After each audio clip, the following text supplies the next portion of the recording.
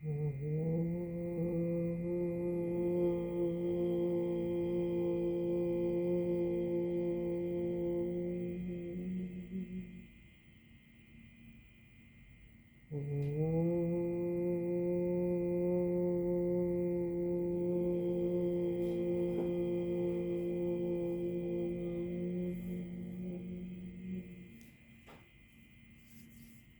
കൃഷ്ണ. ഇനി നമുക്ക് 9ാമത്തെ ശ്ലോകം നോക്കാം. തയോർഹിരണ്യാക്ഷ മഹാസുരേന്ദ്രോ രണായ ധാവന്നനവാപ്തവൈരീ ഭവത്പ്രിയാംക്ഷ്മാം സലിലേ നിമജ്യ ചചാര ഗർവാദ്വിനദൻ ഗദാവാൻ. നമുക്കതിലെ പദങ്ങളുടെ അർത്ഥം നോക്കാം. തയോർ ഹിരണ്യാക്ഷ മഹാസുരേന്ദ്രോ. ഇവിടെ തയോഹോ ഹിരണ്യാക്ഷ മഹാസുരേന്ദ്രോ, ഇങ്ങനെ രണ്ട് വാക്കുകൾ ചേരുന്നതാണ് തയോർ ഹിരണ്യാക്ഷ മഹാസുരേന്ദ്രോ. തയോഹോ എന്ന് പറഞ്ഞാൽ അവർ രണ്ടു പേരില്ല. നമ്മൾ ഹിരണ്യാക്ഷൻ്റെയും ഹിരണ്യകശിപുവിൻ്റെയും കാര്യമായിരുന്നു പറഞ്ഞുകൊണ്ടിരുന്നത്. അവർ രണ്ടു പേരില്ല. നമുക്ക് ഈയൊരു ദശകം തന്നെ ഹിരണ്യാക്ഷ വധത്തിലേക്ക് നയിക്കുന്ന കഥയായിരുന്നു പറഞ്ഞുകൊണ്ടിരുന്നത്, അല്ലെങ്കിൽ വരാഹാവതാരത്തിലേക്കുള്ള കഥയായിരുന്നു പറഞ്ഞുകൊണ്ടിരുന്നത്. അതുകൊണ്ട് തന്നെ ഹിരണ്യാക്ഷൻ, ഇവർ രണ്ടു പേരിൽ ഇനിയും ഹിരണ്യാക്ഷനെ വധിക്കാനാണ് വരാഹാവതാരം എടുത്തത് ഭഗവാൻ എന്നുള്ളത് കൊണ്ട് തന്നെ ആ ഹിരണ്യാക്ഷൻ്റെ കഥയാണ് ഇപ്പോൾ പറഞ്ഞുകൊണ്ടിരിക്കുന്നത്. ഇതിന് ശേഷം ഹിരണ്യകശിപുവിൻ്റെ തുടർന്നുള്ള കഥകൾ പറയും. ഇവിടെ ദിതിദേവിക്കും കശ്യപ മഹർഷിക്കും രണ്ട് ആസുരിക ഭാവത്തിലുള്ള സ്വഭാവമുള്ള ഇരട്ടകളായി ജയവിജയന്മാർ ജനിച്ചു എന്ന് നമ്മൾ പറഞ്ഞു, ഹിരണ്യകശിപുവും ഹിരണ്യാക്ഷനും. അവിടെ തന്നെ നമുക്ക് ഈ മഹർഷിക്കും കശ്യപ മഹർഷിക്കും ദിതിദേവിക്കും ഉണ്ടായ ഈ രണ്ടുപേരുടെ നാമത്തിൽ പോലും നമുക്ക് ആ ഒരു ആസുരിക ഭാവം ആ നാമത്തിൻ്റെ പിന്നിൽ നമുക്ക് കാണാം. ഒരാൾ ഹിരണ്യകശിപുവും ഒരാൾ ഹിരണ്യാക്ഷനും. ആചാര്യന്മാർ പറയാറുണ്ട് ഹിരണ്യാക്ഷൻ, ഹിരണ്യം എന്നാൽ തന്നെ സ്വർണ്ണ നിറത്തിലുള്ളത് എന്നുള്ള. അപ്പോൾ അതിൽ കണ്ണുള്ളവൻ, അല്ലെങ്കിൽ ഈ രണ്ടുപേരുടെയും പേരിൽ ഹിരണ്യ വന്നപ്പോൾ തന്നെ നമുക്ക് മനസ്സിലാകാം ഭൗതികമായ സമ്പത്തിൽ അല്ലെങ്കിൽ ഐശ്വര്യത്തിൽ മതോന്മത്തരായിട്ടുള്ളവരായിരുന്നു ഇവർ. അഥവാ ബാഹ്യമായ അല്ലെങ്കിൽ ഈ പ്രപഞ്ചത്തിൽ കാണുന്ന തങ്ങൾക്ക് പ്രിയപ്പെട്ടതെന്ന് തോന്നുന്ന അല്ലെങ്കിൽ തങ്ങൾക്ക് മൂല്യമുള്ളതായി തോന്നുന്ന എല്ലാ സമ്പത്തിലും ഐശ്വര്യത്തിലും കണ്ണുള്ളത് കൊണ്ട് തന്നെ ബാഹ്യമായി മാത്രം ചരിക്കുന്ന മനസ്സ് ആന്തരികമായി ഒട്ടും ചരിച്ചിരുന്നില്ല എന്ന് നമുക്ക് കാണാം. അതുകൊണ്ട് തന്നെ ആത്മീയമായ ഒരു സംസ്കാരം തീരെയില്ലാത്ത, ഭൗതികമായ സംസ്കാരത്തിന് അടിമകളായിരുന്നു ഇവർ രണ്ടുപേരുമെന്ന് നമുക്ക് മനസ്സിലാക്കാൻ കഴിയും ആ നാമത്തിൽ നിന്ന് തന്നെ. അങ്ങനെയുള്ള അവരിൽ ഒരാളായ അവർ രണ്ടുപേരിൽ അവർ രണ്ടുപേരിൽ ഹിരണ്യാക്ഷ മഹാസുരേന്ദ്ര, ഹിരണ്യാക്ഷൻ എന്ന് പേരുള്ള ആ മഹാസുരേന്ദ്ര, ഇവിടെ അങ്ങനെയുള്ള ആ അസുരനെ, ഇവിടെ ആ അസുരനു പോലും ഒരു എന്ന് ചേർത്ത് പറയുമ്പോൾ ആ ഹിരണ്യാക്ഷൻ എന്ന അസുരനിലെ ആസുരിക ഭാവത്തിൻ്റെ വലുപ്പമാണ് കാണിക്കുന്നത്. അത്രമാത്രം ക്രൂരത അല്ലെങ്കിൽ ആ ഒരു അസുര സ്വഭാവം അങ്ങനെ മുറ്റി നിന്നിരുന്നു. അതിൻ്റെ പരിപൂർണതയിൽ എത്തി നിന്നിരുന്ന ഭാവമായിരുന്നു ഈ രണ്ടു പേരിൽ. അപ്പോൾ അങ്ങനെയുള്ള ഈ രണ്ട് അസുരന്മാരിൽ ഹിരണ്യാക്ഷൻ എന്ന അസുരൻ രണായ എന്നാൽ രണം എന്നാൽ യുദ്ധം, രണഭൂമി എന്നൊക്കെ നമ്മൾ പറയാറില്ല, യുദ്ധഭൂമി. അതേപോലെ രണായ യുദ്ധത്തിനായിക്കൊണ്ട് ധാവന്നനവാപ്തവൈരി, ഇവിടെ ധാവൻ അനവാപ്തവൈരിഹി, ഇങ്ങനെ രണ്ട് വാക്കുകൾ ചേരുന്നതാണ് ധാവൻ അനവാപ്തവൈരി. ധാവൻ എന്നാൽ എല്ലായിടവും ചുറ്റിത്തിരിഞ്ഞിട്ട്, അതായത് യുദ്ധത്തിനായിക്കൊണ്ട് തൻ്റെ ഉള്ളിൽ അടക്കാനാവാത്ത ആ ഒരു യുദ്ധക്കൊതി, ആ ഒരു ആസുരികത കാരണം ഹിരണ്യാക്ഷൻ ലോകമെമ്പാടും ചുറ്റി സഞ്ചരിച്ചു. തനിക്ക് ആരോടെങ്കിലും ഒന്ന് യുദ്ധം ചെയ്യാനായിക്കൊണ്ട്, ഒന്ന് ഏറ്റുമുട്ടാനായിക്കൊണ്ട്. അപ്പോൾ എന്നിട്ടും അനവാപ്ത വൈരി, തനിക്ക് വൈരി എന്നാൽ ശത്രു, ഒരു ശത്രുവിനെ ലഭിക്കായി അനവാപ്ത, അത് കിട്ടാതെ വന്നതുകൊണ്ട് ഭവത് പ്രിയാം, ഭഗവാനെ അങ്ങയുടെ പ്രിയയായ പ്രിയപത്നിയായ ക്ഷ്മാം, ക്ഷ്മാം എന്നാൽ ഭൂമിദേവിയെ, സലിലെ, സലിലെ എന്നാൽ വെള്ളത്തിൽ, നിമജ്യ, നിമജ്യ എന്നാൽ നിമജ്ജനം ചെയ്യുക, മുക്കിത്താഴ്ത്തുക, മുക്കിത്താഴ്ത്തിയിട്ട് ചചാര സഞ്ചരിച്ചു. ഇപ്പോൾ തനിക്ക് യുദ്ധത്തിനായിക്കൊണ്ട് ഒരാളിനെ കിട്ടാതിരിക്കുകയാണ്, തനിക്കൊരു ശത്രുവിനെ കിട്ടാതെ വന്നപ്പോൾ, അഥവാ തന്നോട് നേരിടാൻ ആരും തയ്യാറാകാതെ ഇരുന്നപ്പോൾ, അപ്പോൾ ഉള്ളിലെ ഗർവം ഒന്നുകൂടി വർദ്ധിച്ചു. ആ ഒരു മതം, തനിക്കൊരു ശത്രുവില്ല, അല്ലെങ്കിൽ തന്നെ നേരിടാൻ മറ്റാരും തയ്യാറാവുന്നില്ല, താൻ അത്രമാത്രം ശക്തിശാലിയാണ് എന്ന് സ്വയം ഒരു ചിന്ത ഉള്ളിൽ ഉണ്ടായിട്ട് ഭഗവാനെ അങ്ങയെ തന്നെ വെല്ലുവിളിക്കുക, അല്ലെങ്കിൽ യുദ്ധത്തിനായിക്കൊണ്ട് പ്രേരിപ്പിക്കുക എന്നൊരു തന്ത്രം,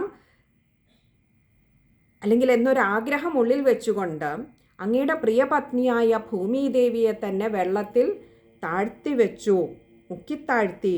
എന്നിട്ട് ചചാര സഞ്ചരിച്ചു. എങ്ങനെ? ഗർവാദ്വിനദൻ, ഗർവാത് വിനദൻ, ഇങ്ങനെ രണ്ട് വാക്കുകൾ ചേരുന്നതാണ് ഗർവാദ്വിനദൻ. ഗർവാത്ത് എന്ന് പറഞ്ഞാൽ ഗർവോട് കൂടി, അഹങ്കാരത്തോടു കൂടി. വിനദൻ എന്നാൽ വല്ലാതെ അലറി അട്ടഹസിച്ചുകൊണ്ട്. എങ്ങനെ? ഗദാവാൻ, ഗദയുമായിക്കൊണ്ടാണ് ഹിരണ്യാക്ഷൻ ഭൂമിയിലെമ്പാടും ചുറ്റി നടന്നത്.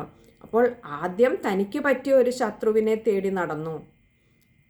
തൻ്റെ മുൻപിൽ നിന്ന് തനിക്ക് നേരെ നേരെ പോരാടാൻ ഒരാളും തയ്യാറാവുന്നില്ല എന്ന് കണ്ടപ്പോൾ, ധൈര്യം കാണിക്കുന്നില്ല എന്ന് കണ്ടപ്പോൾ ഉള്ളിലെ മതം ഒന്നുകൂടി വർദ്ധിക്കുകയും, എങ്കിൽ ശരി, ഭഗവാനെ അങ്ങയോട് തന്നെ ഇനിയും ഏറ്റുമുട്ടാം, അല്ലെങ്കിൽ അങ്ങയെ തന്നെ തനിക്ക് പോർക്കളത്തിൽ കൊണ്ടുവരാം, വേറെ ആരും തയ്യാറാകാത്തിടത്തോളം അങ്ങ് തന്നെ ഇറങ്ങട്ടെ കളത്തിലേക്ക് എന്ന് ചിന്തിച്ചുകൊണ്ട് അങ്ങയുടെ ഭാര്യയായ ആ പ്രിയപത്നിയായ ഭൂമിദേവിയെ തന്നെ വെള്ളത്തിൽ മുക്കിവെച്ചു, മുക്കിപ്പിടിച്ചു. എന്നിട്ട് ആ വെള്ളത്തിൽ ഭൂമിദേവിയെ മുക്കിക്കഴിഞ്ഞിട്ട് തൻ്റെ കയ്യിലെ ഗദയുമായി വർദ്ധിച്ച മതത്തോടുകൂടി അലറി അട്ടഹസിച്ചുകൊണ്ട് ആ ഹിരണ്യാക്ഷൻ ലോകമെമ്പാടും ചുറ്റി സഞ്ചരിച്ചു. തൻ്റെ പ്രിയപത്നിയായ ഭൂമിദേവിയെ ദ്രോഹിക്കാൻ പുറപ്പെടുമ്പോഴൊക്കെ ഭഗവാൻ അവതരിച്ചിട്ടുണ്ട്. തന്നെയല്ല, പത്നിമാരുടെ നേരെ തിരിഞ്ഞാൽ പൗരുഷമുള്ള ഏതൊരു പുരുഷനും പത്നിയെ ദ്രോഹിക്കുന്നവർക്ക് നേരെ തിരിയും എന്നുള്ള ധർമ്മശാസ്ത്രത്തിൻ്റെ അടിസ്ഥാനത്തിലാണ് ഇവിടെ ഹിരണ്യാക്ഷൻ ഇങ്ങനെയൊരു കടുങ്കൈ ചെയ്തത്. ഭഗവാനാകട്ടെ പൗരുഷത്തിൻ്റെ മൂർത്തിമത് ഭാവവും. നമ്മൾ ഭഗവാന്റെ കീർത്തനങ്ങൾ പറയുമ്പോൾ, പത്മനാഭസ്വാമിയൊക്കെ സ്തുതിക്കുമ്പോൾ പറയാറില്ലേ, പൗരുഷം കൊണ്ട് 14 ലോകത്തെ പാലിച്ച കോലത്തെ കാണാകണം.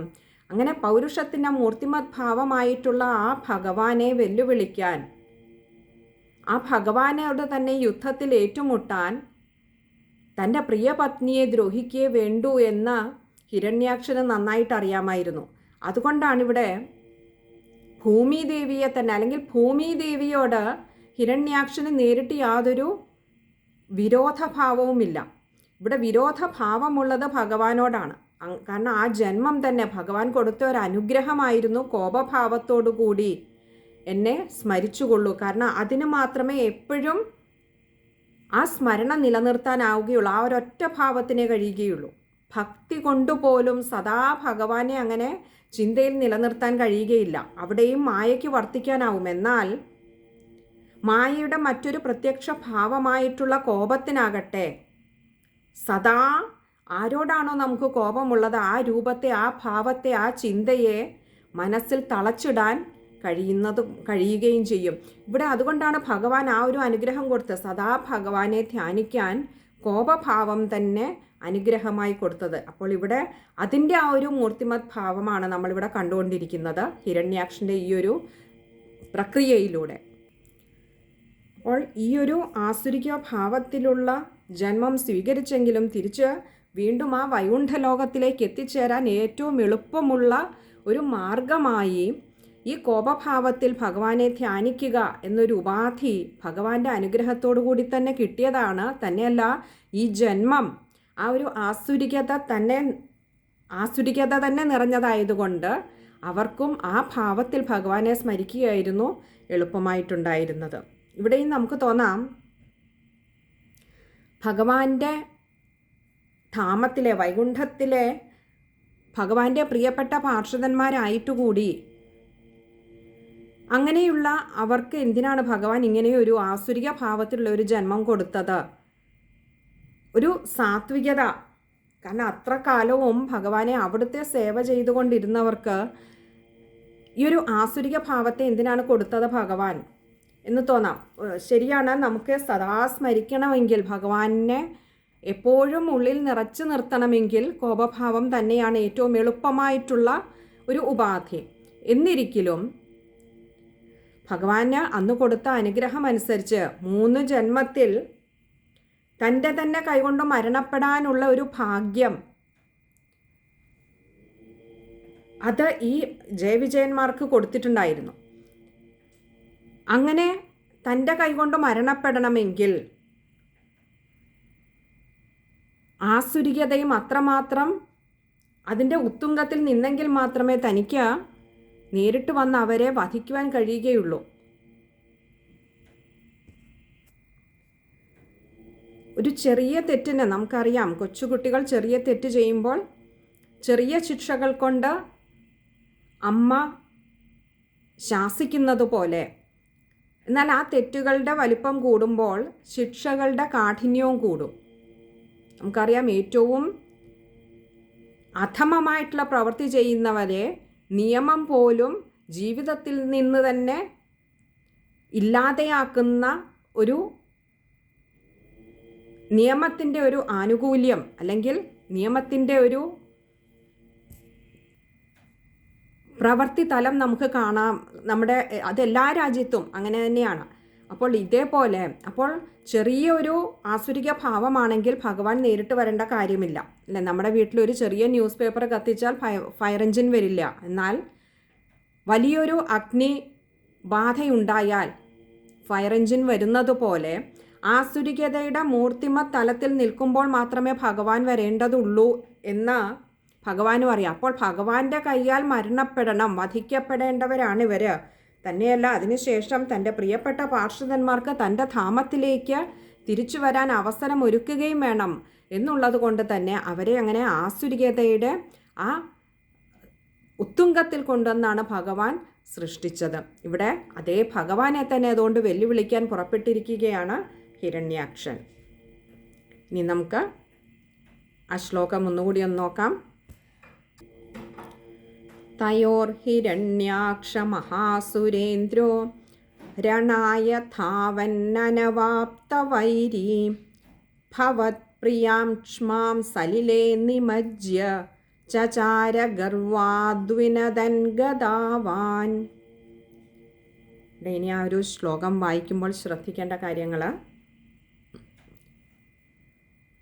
ആദ്യത്തെ ഒരു വരി മുഴുവൻ ചേർത്ത് തന്നെ വായിക്കുക. തയോർഹിരണ്യാക്ഷ മഹാസുരേന്ദ്രോ, അതത്രയും കഴിയുന്ന ചേർത്ത് വായിക്കുക. അതേപോലെ അടുത്ത വരിയിൽ ധാവന്നനവാപ്ത വൈരി, അതും ചേർത്ത് തന്നെ വായിക്കുക. അവിടെ അനവാപ്ത ആയതുകൊണ്ട് തന്നെ ആ കൂട്ടക്ഷരം വരുന്ന ധാവന്ന, ആ ഇന്ന കൂട്ടക്ഷരമായതുകൊണ്ട് അവിടെ ഒരു അകാരവും കൂടി കൊടുക്കുക. ധാവന്നനവാപ്ത വൈരി, അവിടെ ശ്രദ്ധിക്കുക. അതുപോലെ വൈരി എന്നുള്ളത് ദീർഘമുണ്ട്, വൈരീ അത് ചേർത്ത് അത് കുറച്ച് നീട്ടിയെടുക്കുക. അതേപോലെ അടുത്തത് പിന്നെ മൂന്നാമത്തെ വരിയിൽ ഭവത് പ്രിയാം ക്ഷ്മാം, അവിടെ ചിലപ്പോൾ തുടക്കക്കാർക്ക് അത് വായിക്കാൻ ബുദ്ധിമുട്ട് വരാം, അത് ശ്രദ്ധിക്കുക. അടുത്തത് ചചാര ഗർവാദ്വിനദൻ, അവിടെ ഗർവാത് വിനദനാണ് ദ്വി, അത് ശരിക്കും വായിക്കാൻ പഠിക്കേണ്ടതുണ്ട്.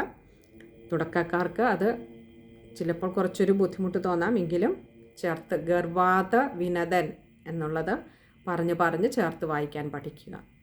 ഇത്രയും കാര്യങ്ങളാണ് ആ ഒരു ശ്ലോകത്തിൽ ശ്രദ്ധിക്കാനായിട്ടുള്ളത്. ബാക്കിയൊക്കെ എളുപ്പമുള്ളതാണ്. ഹരേ കൃഷ്ണ.